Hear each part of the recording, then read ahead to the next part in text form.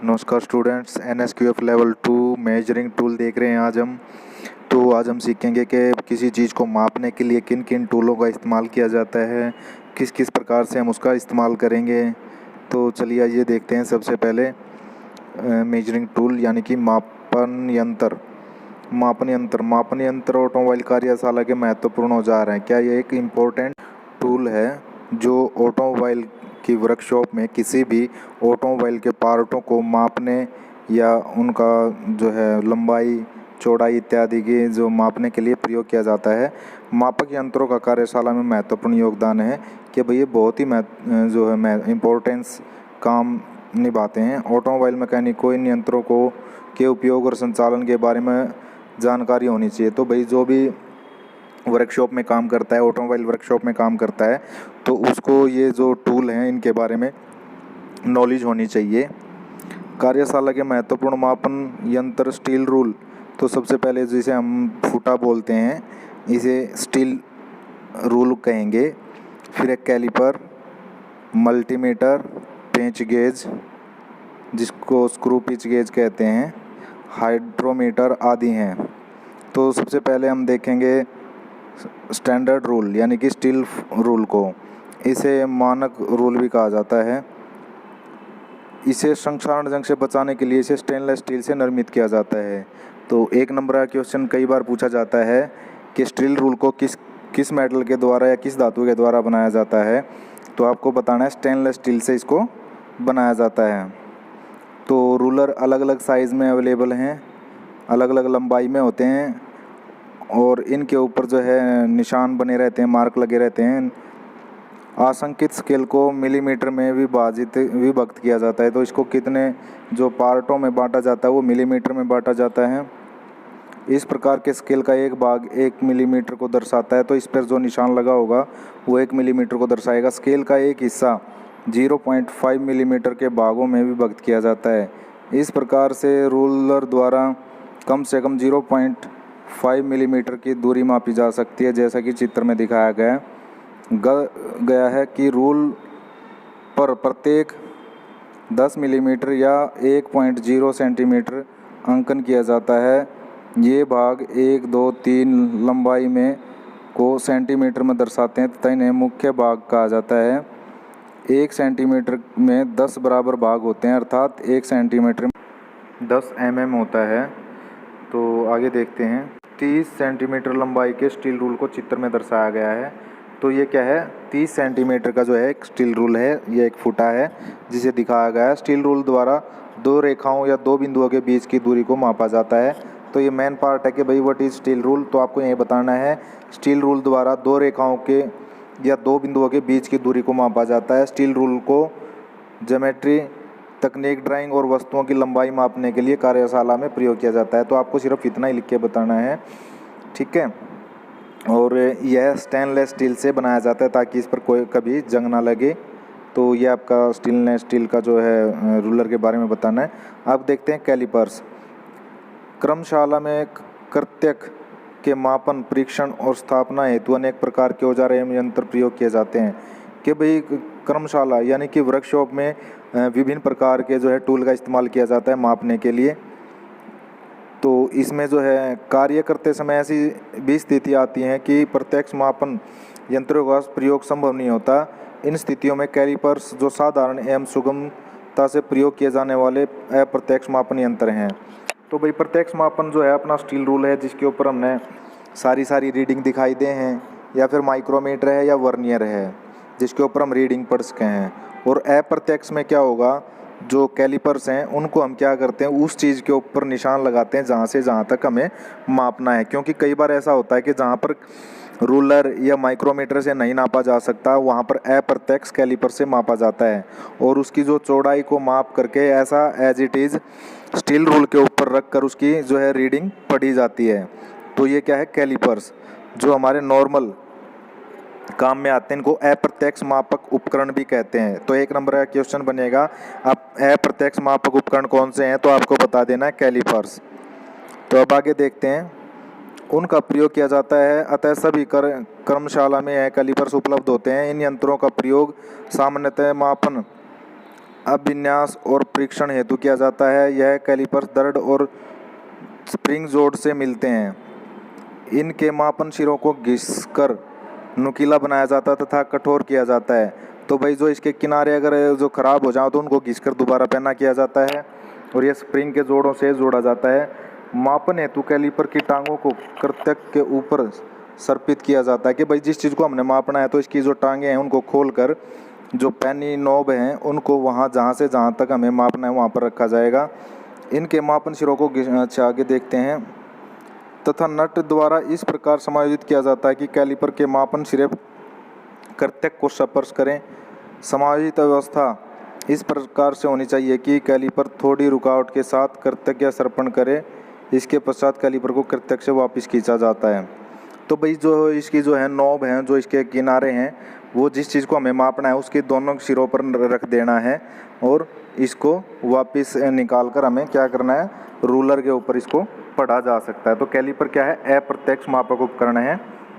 ठीक है, तो आपको जहाँ पर प्रत्यक्ष मापक उपकरण काम नहीं आते वहाँ पे अप्रत्यक्ष मापक उपकरण काम आते हैं, आपको इतना बताना है। और यह जो कैलिपर्स हैं यह दो प्रकार के होते हैं, जो बाहर का माप लेता है और एक अंदरूनी। तो दोनों प्रकार के इसी प्रकार से काम करेंगे। एक पे स्प्रिंग के साथ उसको जोड़ा जाता है, दूसरा एक रिविट के साथ लगा हुआ रहता है जिसकी जो दोनों टांगों को उसके समान चौड़ाई पर खोलकर हम जिस चीज़ को नापना चाहते हैं उसके ऊपर रखेंगे और फिर उसको वहाँ से ऐसे के ऐसे उठाकर रूलर के ऊपर पढ़ेंगे। तो ये आपका क्या है, कैलिपर है जो आपके काम में आता है और सभी प्रकार की वर्कशॉप में इसको पाया जाएगा और इसको स्टील रूल के ऊपर पढ़ा जाएगा। तो अब इसके बाद देखते हैं माइक्रोमीटर। अब देखते हैं माइक्रोमीटर जिसे कैलिपर के नाम से भी जाना जाता है। तो एक नंबर का क्वेश्चन बनेगा कि माइक्रोमीटर को दूसरे नाम से किससे जाना जाता है, तो आपको बता देना कैलिपर से। वस्तु के व्यास या लघु लंबाई को मापने के हेतु प्रयोग किया जाता है। तो इसका प्रयोग कहाँ पर किया जाएगा, किसी चीज का व्यास मतलब कोई भी गोल वस्तु है जो राउंड है, जैसे तुम्हारा पेन है, उसको मापने के लिए, या फिर छोटी लंबाई जैसे तुम्हारे नाखून जितनी जो है लंबाई है, या छोटे से छोटे पीस को मापने के लिए इसका प्रयोग किया जाएगा। यह एक अधिकतम उपयोग मापक यंत्र है कि भाई सबसे ज्यादा माइक्रोमीटर का इस्तेमाल किया जाता है। जहां पर भी आप जाएंगे, किसी भी इंडस्ट्री में जाएंगे, तो आपको माइक्रोमीटर आपको यूज करना आना चाहिए। और फाइनल एग्जाम्स में बहुत बार माइक्रोमीटर का क्वेश्चन आता है, बहुत बार, तो आपको इसको बिल्कुल ध्यान से याद कर लेना है। आगे देखते हैं, जिसे छोटी दूरी की परिशुद्ध माप हेतु कार्यशाला में व्यापक रूप से प्रयोग किया जाता है। तो ये क्या है, परिशुद्ध मापक यंत्र है। क्या है वह माइक्रोमीटर, क्या रहेगा, परिशुद्ध मापक यंत्र है। माइक्रोमीटर एक पेंच के सिद्धांत का उपयोग करता है जो छोटी दूरी को परिवर्तित करता है, जिसे अन्यथा सीधे तौर पर स्टील रूल पर नहीं पढ़ा जा सकता। कि भाई जो है ना, ये क्या करता है, एक पेंच के सिद्धांत पर कार्य करता है। जिस प्रकार से नट और बोल्ट को हम चढ़ाते हैं उसी प्रकार से ये आगे पीछे कार्य करता है और यह छोटी दूरी को मापने के लिए काम में प्रयोग में लाया जाता है। और इस पर जो इसको जो है ना हम स्टील रूल पे नहीं पढ़ सकते, इसी के ऊपर जो है रीडिंग रहती है उसके द्वारा इसको पढ़ा जाता है। स्क्रू गेज एक मापन यंत्र है। स्क्रू गेज क्या है, इसको एक दूसरा नाम क्या बोलेंगे, स्क्रू गेज भी बोलेंगे इसको। आपको ध्यान रखना है, वो पूछ सकता है वहां पर कि स्क्रू गेज के बारे में बताएं, तो आपको ध्यान रखना है कि स्क्रू गेज ही माइक्रोमीटर है, जिसके उपयोग से परिशुद्ध माप जाना जाता है। अतः इसे किसी भी विमान के पाठन समय उचित ढंग से संचालित करना चाहिए। स्क्रू गेज एक मापन यंत्र है कि भैया एक मापने वाला यंत्र है जिसके उपयोग से परिशुद्ध माप जाना जाता है कि भैया एक बिल्कुल शुद्ध माप हमारे को देगा। अतः यानी कि शुद्ध मापा जाएगा, इससे उसमें कोई भी दिक्कत नहीं होगी।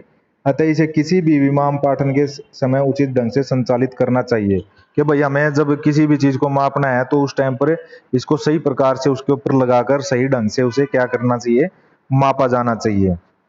तो ये आपके क्या है, मापन उपकरण है, मापक यंत्र हैं, जिनका आपको पता होना चाहिए जब भी आप वर्कशॉप में काम करते हैं कहीं पर भी, और ये आपके फ्यूचर में सभी जगह काम आएंगे। तो माइक्रोमीटर का जो है, स्क्रू गेज का या कैलिपर का हमारे जो है इंडस्ट्रीज में हर एक जगह पर इनका इस्तेमाल किया जाता है। तो आपको यहाँ तक का जो है क्वेश्चन आंसर लिखने हैं, याद करने हैं और इसको समझना है कि किस प्रकार से कार्य करता है।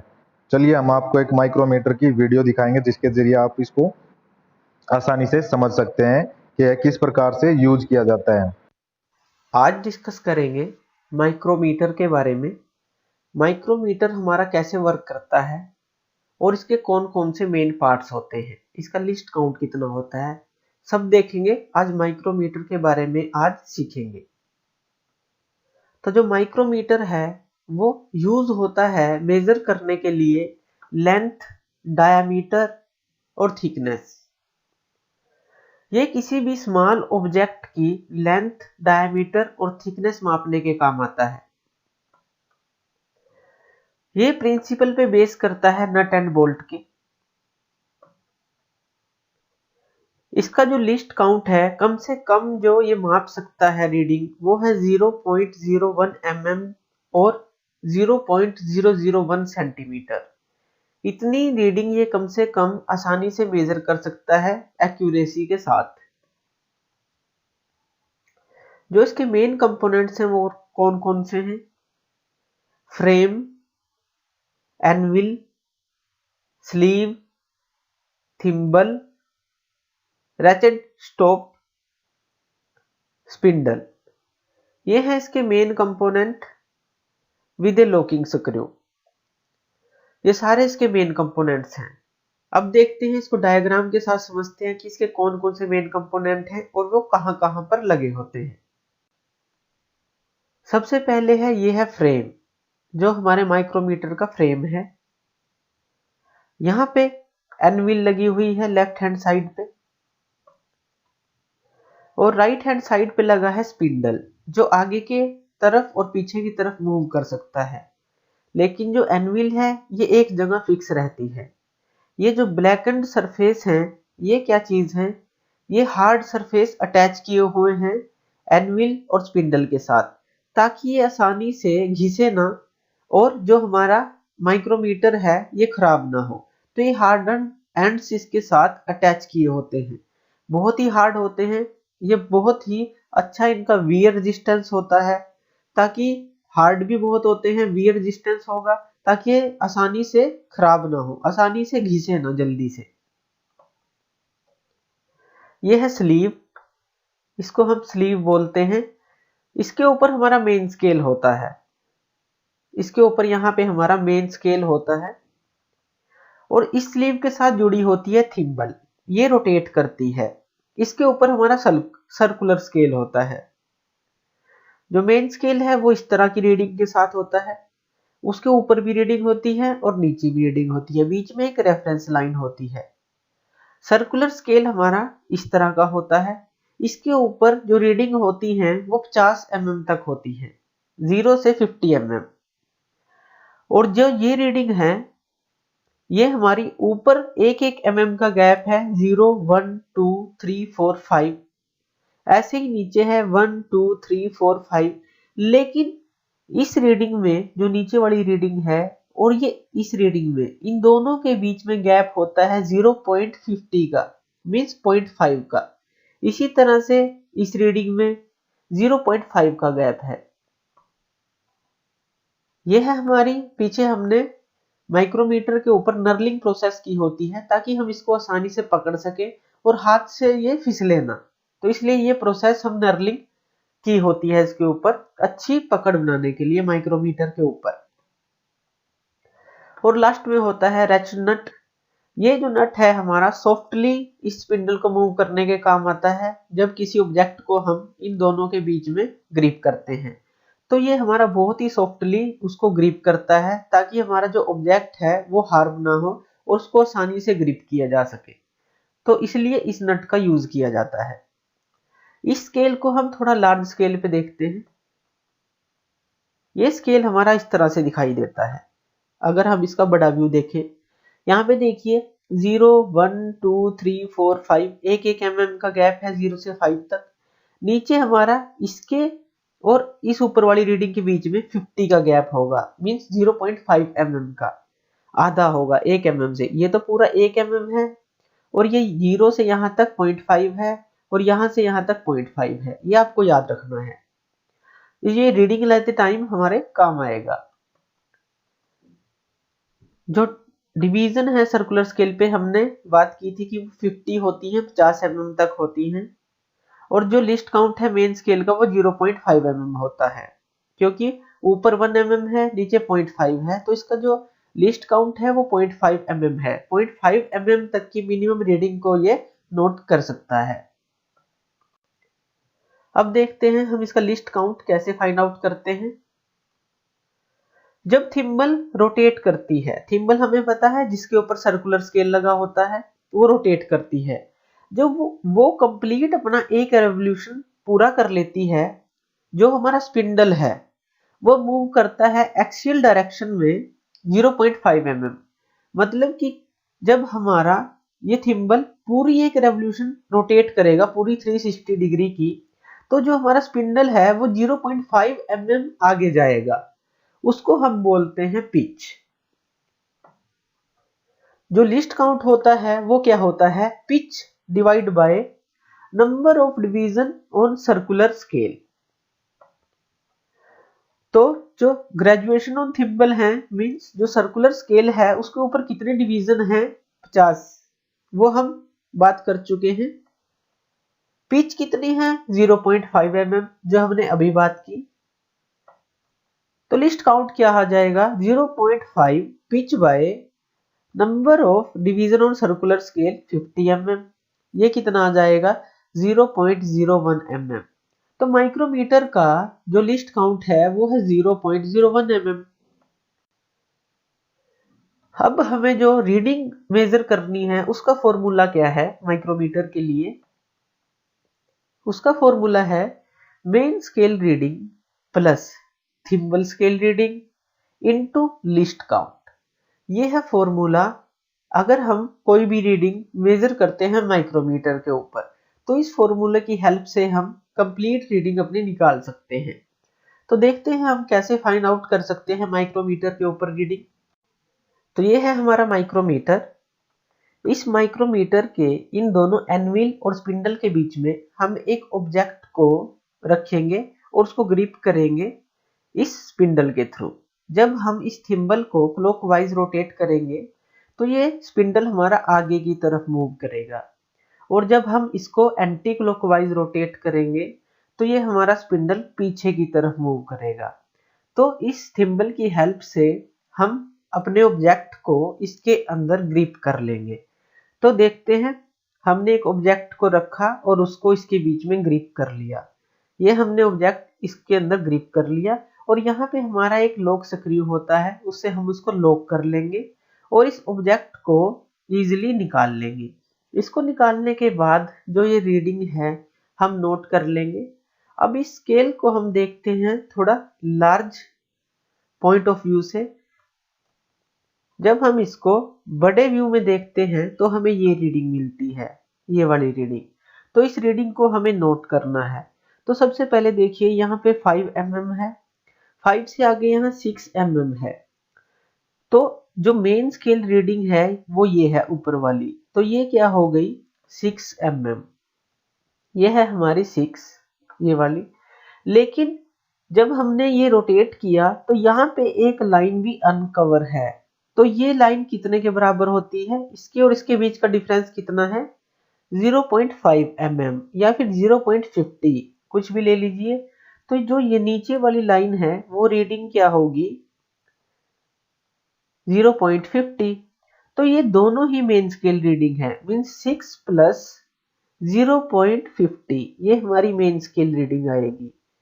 और थिम्बल की रीडिंग क्या है हमारी, जो इस रेफरेंस लाइन से कंसाइड करेगी।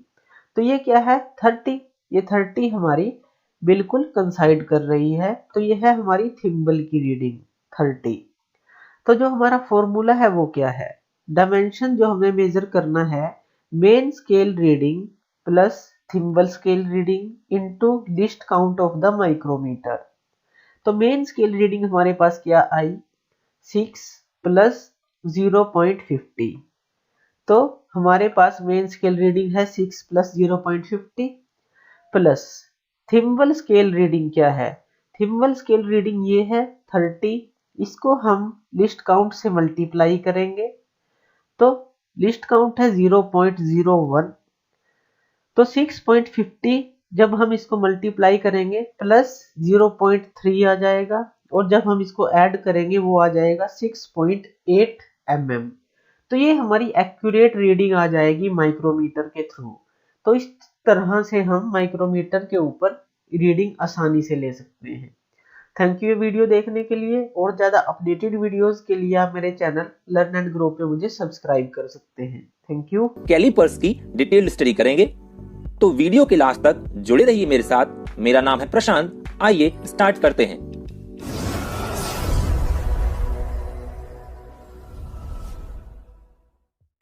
इस समय स्क्रीन पर आपको जो टूल नजर आ रहा है यह कैलिपर है।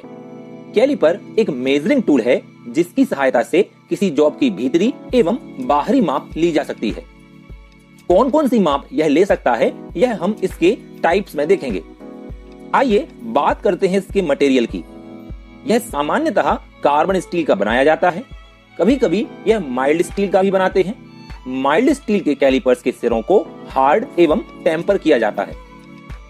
हार्डनिंग एवं टेम्परिंग धातु को मजबूत बनाने की प्रक्रियाएं हैं जिनकी डिटेल्ड स्टडी हम ऊष्मा उपचार वाले वीडियोस में करेंगे।